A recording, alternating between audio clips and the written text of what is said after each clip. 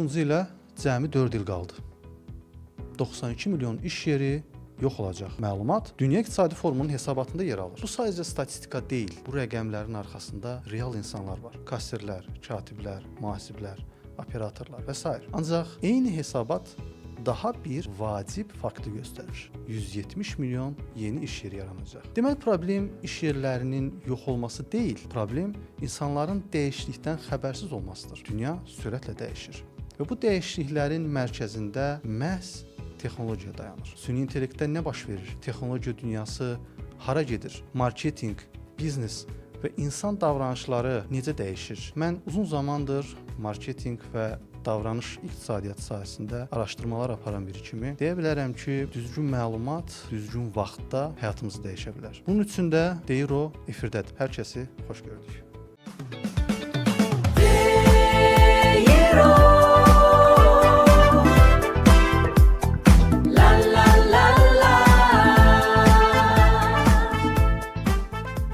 ChatGPT hər birimizin maraqla istifadə etdiyi bir süni intellekt platformasına çevrilib artıq. Platformanın qurucu şirkəti OpenAI hər ay 250 milyon istifadəsinin ChatGPT-yə maliyyə ilə bağlı suallar yazdığını əsas gətirərək mühüm bir yenilik həyata keçirdiyini. Belə ki, ChatGPT-nin daxilində artıq maliyyə idarə etməsi funksiyası var. Bank məlumatlarımızı ChatGPT-yə daxil edərək ondan maliyyə məsləhətləri ala biləcəyik. Ay ərzində hansı istiqamətlərdə xərclərimizin olduğunu, məsələn, abunələr, kreditlər, restoranlar, əyləncə mərkəzləri və s. nə qədər xərclədiyimizi və eyni zamanda gəlirlərimizi görəcək.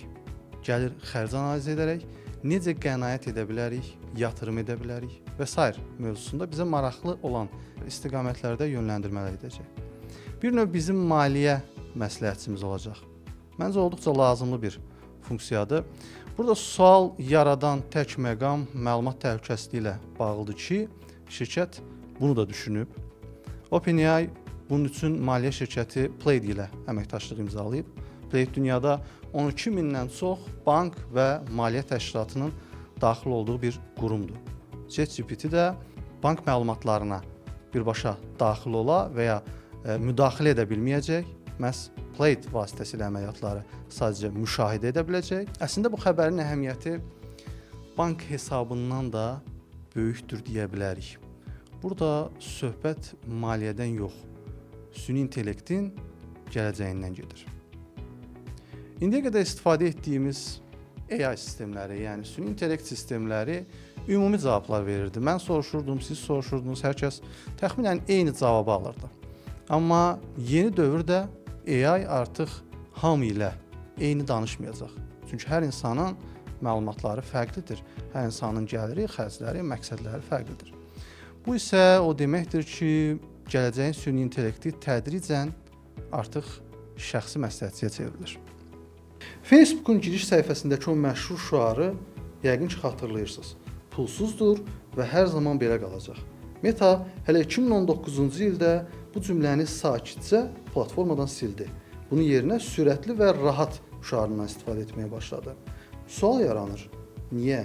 Nə dəyişmişdi? Əslində bəlkə də heç nə dəyişməmişdi. Sadəcə artıq hamı bir həqiqəti görməyə başlamışdı. Əslində Facebook heç vaxt təmənnasız deyildi. Bəli, pul ödəmirdik. Amma diqqətimizi, vaxtımızı, maraqlarımızı, davranışlarımızı, seçimlərimizi ödəyirdik. Bütün bunlar rəqəmsal məlumatlara çevrilir və bu məlumatlar reklam bazarında qızıl dəyərindədir. Görünür, Meta artıq yalnız reklam gəlirləri ilə kifayətlənmək fikrində deyil. Belə ki, şirkət Facebook Plus, Instagram Plus və WhatsApp Plus adlı ödənişli paketləri qlobal şəkildə təqdim etməyə başlayıb. Bununla yanaşı süni intellekt xidmətləri və əlavə premium funksiyalar üçün də ayrıca abunə modelləri sınaqdan keçirilir. Meta rəsmi açıqlamasında Facebook və Instagramın yeni versiyalarının aylıq $4, WhatsApp'ın isə $3 qarşılığında əlçatan olacağını bildirmişdi. Lakin hazırda Instagram və WhatsApp'da aylıq ödəniş $1 olaraq görülür və bu versiyanı bir ay pulsuz yoxlaya da bilirsiniz.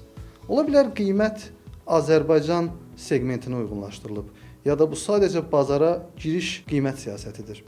Bütün hallarda Plus versiyalar artıq əlçatandır. Elə indi daxil olub istifadəyə başlaya bilərsiniz.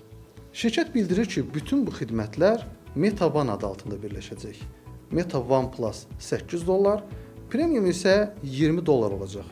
Görünür, internet yeni bir mərhələyə keçir. Başqa sözlə, rəqəmsal dünyanın iqtisadiyyatı dəyişir. Çünki süni intellekt, data mərkəzləri və milyardlarla istifadəçiyə xidmət göstərmək əvvəlkindən daha baha başa gəlir. Netflix, Spotify, ChatGPT-nin ardınca Meta da öz növbəsində abunəlik sistemi ilə gəlirlərini reklamdan bir qədər kənara çıxarmağa çalışır. Burada hər hansı problem yoxdur.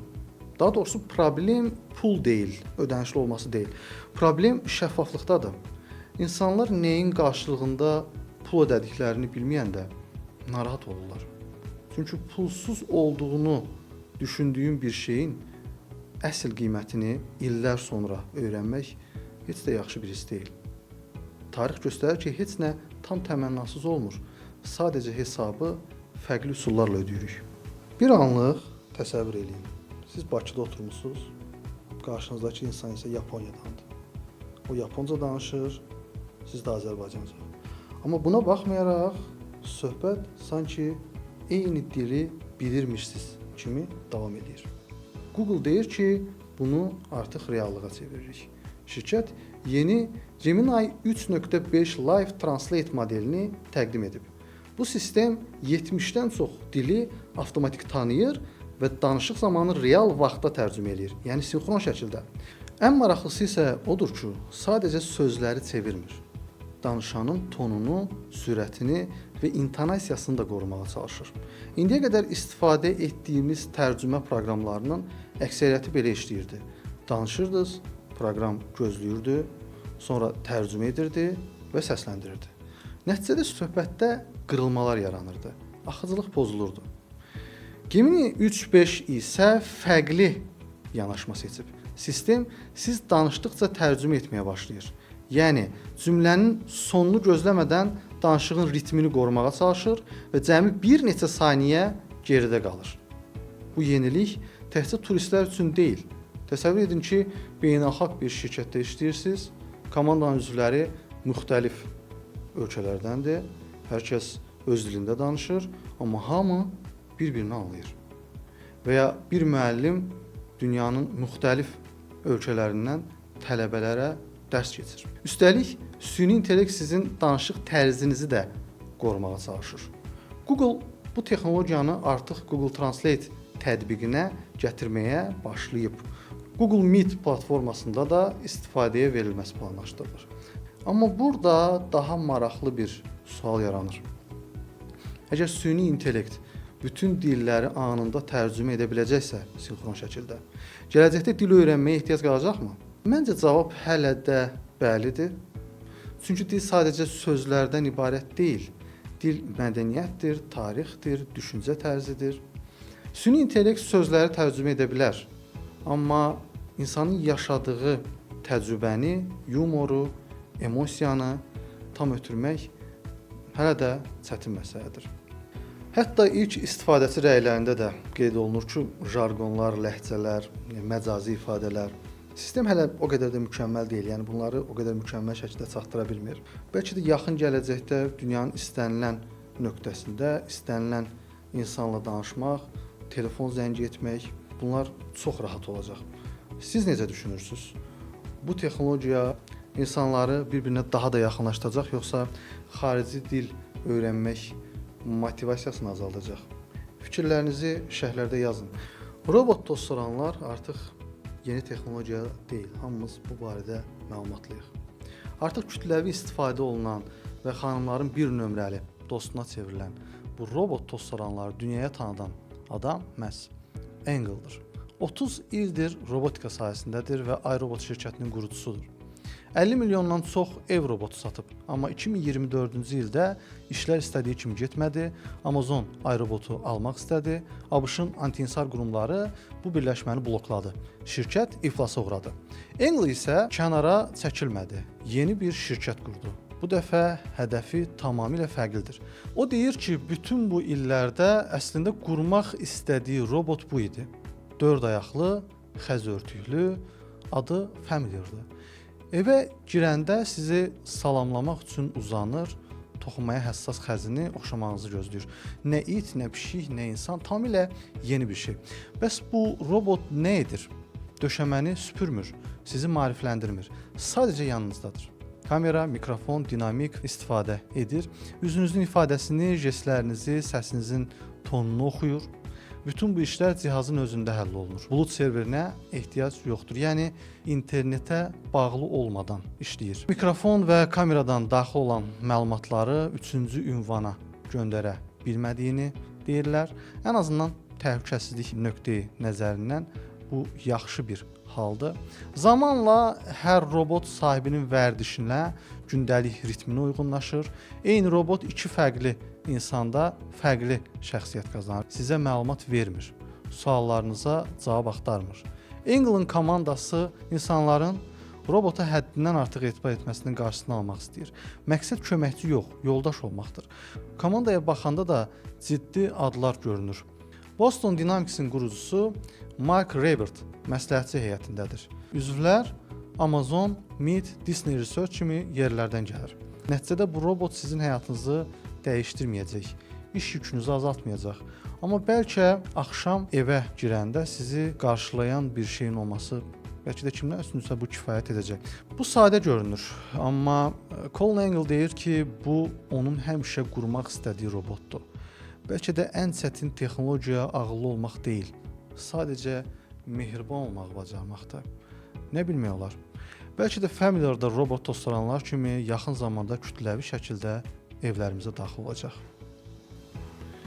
Uzun zamandır ki, beynimizə çip yerləşdirəcəklər mövzusu ətrafında çox geniş, yarı zarafat, yarı ciddi müzakirələr gedir. Süni intellekt inkişaf etdikcə beyin kompüter interfeysləri haqqında xəbərlər də artmağa başladı. Etiraf etməliyik ki, bu sahədən danışanda çoxumuzun ağlına ilk öncə məhz Elon Musk və onun Neuralink şirkəti gəlir. Hamının bu istiqamətdə Neuralinkdən böyük xəbəri gözlədiyi zamanda tarix başqa bir materikdə yazıldı. Çinin Neuracle adlı şirkəti rəsmi olaraq dünyada ilk invaziv beyin kompüter çipinin istifadəsinə icazə aldığını açıqladı. Bəli, bu artıq elmi fantastika deyil, bu reallıqdır. Çipin adı Neodur, qəpik böyüklüyündədir. Cihaz kəllə sümüyünə yerləşdirilir və beyni örtən sərt toxumanın üzərində yerləşir. Sistem 8 elektroddan istifadə edir. Bu elektrodlar beyin toxumasını deşmir. Sadəcə beynin qoruyucu pərdəsinin xarici səthinə toxunur. Yəni, sanki divarı dəlib keçmədən kənardan mikrofonla divarın digər tərəfindəki səsi dinləməyə bənzəyir bu. İnsan əlini tərpətmək istədikdə beyin elektrik sahələri yaranır və elektrodlar beyində yaranan həmin elektrik sahəsini qeydə alır və simsiz olaraq xarici prosesora ötürür. Neo artıq uğurlu şəkildə tətbiq də olunub. 39 yaşlı Dong Hui keçirdiyi avtomobil qəzasından sonra boyundan aşağı iflic vəziyyətdə yaşasa da uzun illər sonra beyninə yerləşdirilmiş Neo sayəsində barmaqları ilə müxtəlif hərəkətlər edir. Hətta yazı da yazmağı bacarır. Çin Amerika ilə rəqabətdə növbəti dəfə birinci olmağı və dünyanı təəccübləndirməyi bacardı. Amma düşünürəm ki, bu sadəcə Çinin uğuru deyil. Bu, bütün bəşəriyyətin birlikdə atdığı vacib bir addımdır. Sevindirici haldır ki, elə hər iki ölkə də belə düşünür. İki ölkə arasındakı bütün gərginliklərə baxmayaraq, neyrotexnologiya iki ölkənin əməkdaşlıq etdiyi nadir sahələrdən biridir. Massachusetts'dən Axiot şirkəti artıq Çin həkimləri ilə birlikdə xəstələr üzərində sınaqlar aparmağa başlayıblar. Bu bir daha elmin siyasətin üstündə üzərində bir dəyər olduğunu göstərir. İdman dünyasında kifayət qədər mübahisəli və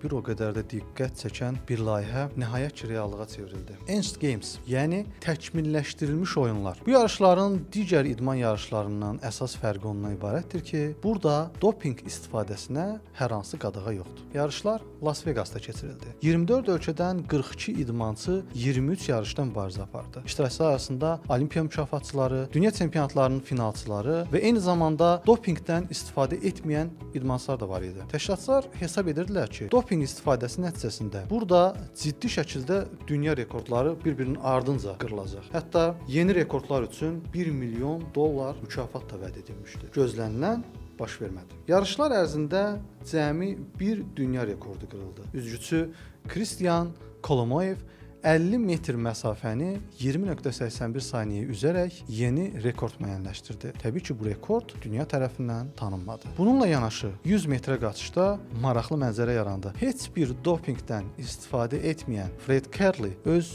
gücləndirilmiş rəqiblərini asanlıqla geridə qoyaraq qalib gəldi, hətta dönüb bir istehza ilə onlara da baxdı. Enhanced Games-in arxasında duran fikir əslində böyük məqsədlərdən xəbər verir. Layihənin təşkilatçıları hesab edirlər ki, insan öz bədəni üzərində qərar vermək hüququna malikdir və elm, texnologiya və tibbin köməyi ilə öz imkanlarını artırmaq istəyirsə, buna mane olmaq düzgün deyil. Onların məqsədi sadəcə yarış keçirmək deyil. Onlar insan bədəninin sərhədlərini araşdırmaq istəyirlər. İnsan nə qədər sürətli ola bilər, nə qədər güclü və dözümlü ola bilər. Məhz bu suallar layihənin mərkəzində dayanır. Təbii ki, bu yanaşma ciddi tənqidlər də doğurdu. Nüfuzlu beynəlxalq idman təşkilatları layihəni qınadılar və nəticəni tanımadıqlarını bəyan etdilər. Lakin məncə məsələnin ən maraqlı tərəfi burada idman deyil. Bu layihə daha böyük bir sualı gündəmə gətirir. Texnologiya sadəcə xəstə insanı müalicə etməlidir, yoxsa sağlam insan da inkişaf etdirilə bilər? Sağlam insanı təkmilləşdirmək bu bir növ